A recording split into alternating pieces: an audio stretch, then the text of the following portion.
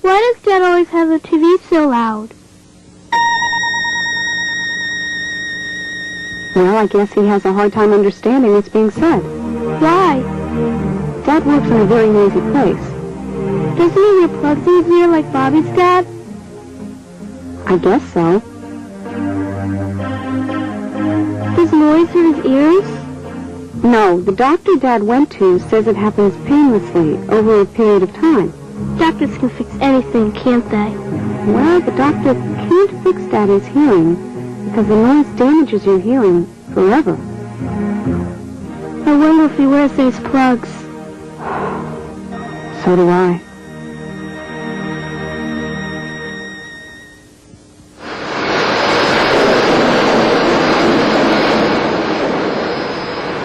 Noise.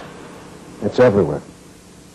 Most of you work in environments where the noise level requires the constant use of hearing protection. Without it, the human ear has no defense mechanisms to block out excessive noise. None. So, if you choose not to use hearing protection, then your hearing will be destroyed. Slowly, and painlessly, and without you knowing it. Until it's too late.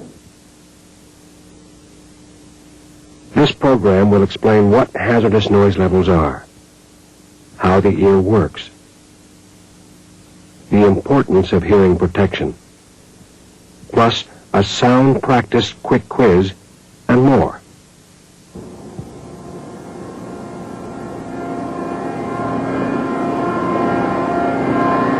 This is a noisy work environment, right? Too much noise? Well, too much noise depends on at least three things. Loudness, duration or length of exposure, and distance from the source. These three things can combine to create a noise level in your work environment that can damage your hearing. You get a rough idea of what noise level is like when you take a walk through your work environment. Most industrial noise is categorized as continually steady, such as grinders or lathes, or as impulse noise. Impulse noises are sharp outbursts of sound, such as punch presses or pneumatic tools.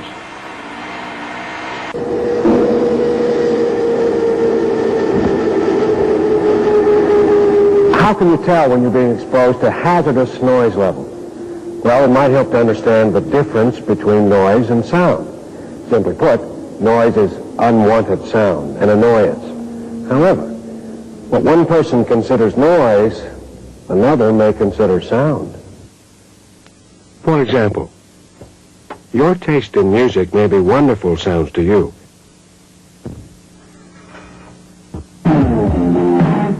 But to other people it might be considered noise. Sound is, therefore, wanted. Technically, it's vibratory energy, or waves of motion. Whatever you call it, sound or noise, continued exposure at a high level will harm your hearing. This is a sound level meter. It measures decibels or units of sound. Obviously, depending on the distance from the noise source, the intensity or loudness will increase or decrease as indicated by the decibel readings. Your workplace may have a steady continual noise all around you, making it difficult to communicate verbally. Or you may occasionally work in or walk by an especially noisy area. In each case, you certainly need hearing protection. Your work area may already have warning signs indicating that hearing protection is required. These signs are there for a very good reason. These areas probably reach a sound level of 85 decibels or more. Prolonged exposure to sound levels greater than 85 decibels without proper protection can impair your job performance by causing irritability, fatigue, and stress.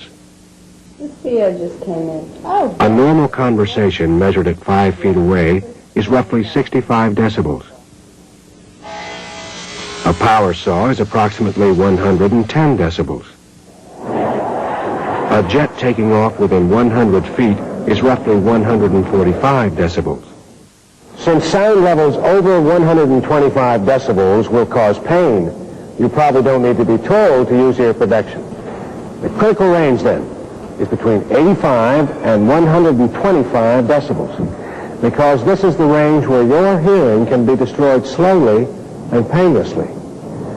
To better understand this, let's take a look at one of the most amazing complex structures in the human body. The ear consists of three main sections: the outer ear, middle ear, and inner ear. Our outer ear has only one function: to direct sound waves into the ear canal, which leads to the eardrum. The eardrum passes this vibration pattern on to the middle ear. The middle ear contains the three smallest bones in the body: the hammer, anvil, and stirrup. The vibration moves the bones and passes sound waves to the inner ear. The inner ear contains a fluid-filled mechanism called the cochlea. Inside are thousands of tiny hair cells that respond to the vibrations the sound waves make in the fluid. The hair cells pass the sensations on to nerve fibers in the auditory nerve. This part of the ear, the inner ear, is where noise does its damage. Noise-induced hearing loss is a sensory neural loss. This type of hearing loss can be caused by excessive noise. Sensory neural loss results from damage of the hair cells or auditory nerve. The loss may be temporary. This means the hair cells eventually bounce back, and after a period of time off, hearing is restored. But with continual exposure, the hair cells will lose their ability to recover, and the damage becomes permanent. You'll never guess what the baby did today. So how do you know when something is wrong with your hearing? Well, you fail to catch words or phrases in a conversation. Well, listen, okay? You may even experience a temporary ringing in your ears, Am I shouting? commonly known as I tinnitus. cannot hear what you're Maybe saying. you're even asked to stop shouting or hold your voice down. You don't have to shout. Keep your voice down. If you have an inner ear problem, your own voice doesn't sound very loud, so you compensate by speaking loudly. If you have a noise-induced hearing loss, you will definitely have problems understanding speech, especially in a noisy environment. Why? Well, with the noise-induced hearing loss, what you lose are your high frequencies, the consonant sounds, sounds like and you will retain the sounds of the vowels, like the A, E, I, O, or U, meaning you will not hear telephones well, but you may understand men's voices well. In order to understand the whole range of speech, though, you need both the vowels and the consonants. If you lose one or the other, your ability to understand will definitely be diminished.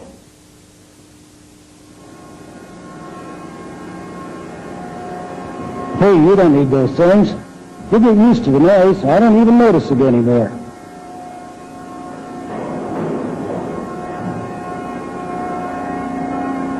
You'll get used to the noise.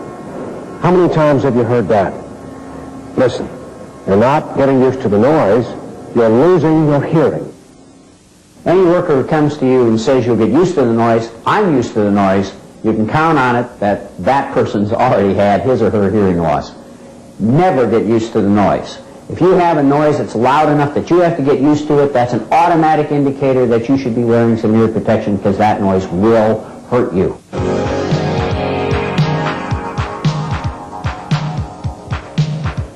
There are two basic types of ear protection: ear muffs and ear plugs. Now don't just go to the store and buy a pair of ear plugs that are made for swimming. To be effective, an ear plug must fit tightly in the ear canal. Now there are many different kinds of plugs, but depending on the noise level, the disposable foam plug may be the easiest because it's simple to shape and reshape. Make sure your hands are clean before you insert the plug. Roll the plug into a small diameter and insert the plug well into the ear. Hold into the ear for a few seconds and you have a good fit. Sometimes it helps to pull the ear back and upwards to insert the plug. Whatever type of plugs you wear, be sure to check them from time to time, because during the workday, the outer part of the ear expands and the ear canal gets bigger, so your earplug may need adjusting. Another type of ear protection is the muff.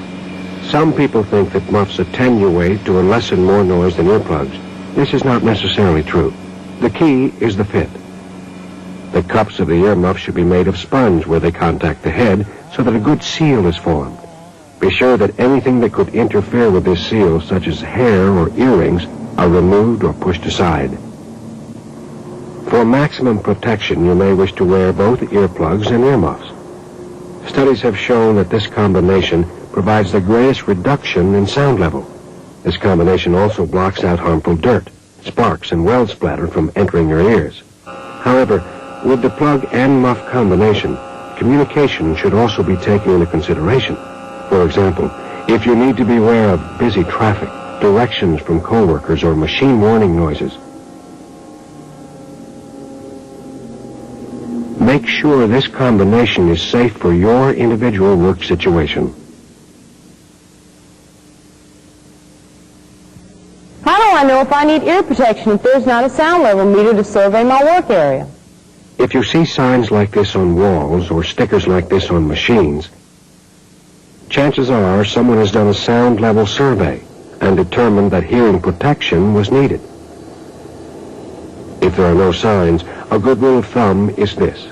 If you have to raise your voice to be heard by someone less than 2 feet away, you should be wearing hearing protection. You can even wear hearing protection at home for working with high-noise power tools. And some of you may think that headsets on radios or cassette players help lessen the surrounding noise, but that's not true. They add to the noise. And don't take chances with noisy leisure activities, such as concerts. Wear hearing protection.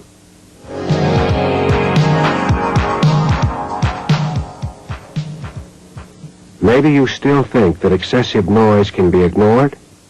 Periodic audiometric examinations would certainly change your mind. An audiometric examination is an effective tool for early detection hearing losses. Each ear is tested separately. The results of the test is called an audiogram. The first test is known as a baseline, establishing the endurance level or threshold of each ear. Then future audiograms will determine if any changes have occurred. These changes are called threshold hearing shifts.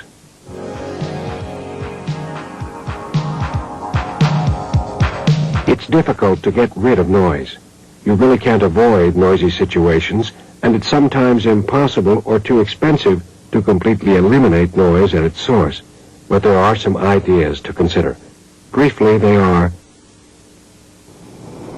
install acoustical barriers or panels, redesign and or enclose machinery, and limit exposure time to the noise source. And of course, wear hearing protection.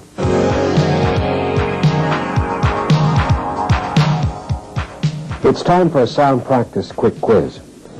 This quiz will serve as a brief recap and test your memory as well. Oh, and by the way, we went out into the workforce and asked them the same questions. We'll see how well you do. Are you ready? What is noise? Is it A, modern music, B, unwanted sound, or C, 3 politicians in a room? B, unwanted sound. Whatever your taste in music and politics might be, the correct answer is B, unwanted sound. Now, next question, true or false? You don't need hearing protection. You'll get used to the noise. That's dead wrong. It's false. He's right. The correct answer is false. Remember, if you get used to the noise, it means you've already lost some of your hearing. Now, here's another one. How do you know when you should be wearing hearing protection? A, hearing protection signs are posted. B, you have to raise your voice to be heard by someone less than 2 feet away. And C, the noise is irritating. All are correct. All are correct. Signs and raising your voice to be heard by someone less than 2 feet away shouldn't be ignored. Plus, continued exposure to noise can cause stress. Wear protection. Now, true or false? Loudness, length of exposure time, and distance from the source determines if a noise is hazardous enough to damage hearing. That's true. True. Close and continued daily exposure to noise, 85 decibels or more, will damage your hearing. True or false? Noise-induced hearing losses can be fixed. false, but I think a hearing aid would help. The answer is false. If you've actually lost your hearing due to excessive noise, the hair cells of the inner ear or auditory nerve are damaged permanently. The hearing aid will not help with noise-induced hearing losses. It only makes sounds louder, not clearer. True or false? If you walk by a noisy area or periodically work in a noisy environment, hearing protection is not needed. False. The answer is false. Always protect yourself from excessive noise for any period of time. Remember, in a work environment, there are both steady and impulse noises. The ear should be protected against the continual or sudden sharp outbursts of noise. True or false? An audiogram is like a telegram, only cheaper. False. They're the same price. The same price? Who knows? But false is the correct answer. An audiogram is a result of your audiometric testing. This determines the level of each ear for future testing to see if any changes have occurred. And finally, true or false? By watching this program, you'll know everything there is to know about hearing protection and the ear. I doubt that. Yeah, sure. Everything there is to know? Hardly. But you now know that excessive noise can damage your ability to hear. Some of you may still not be convinced that you need to wear hearing protection. Please consider the alternative.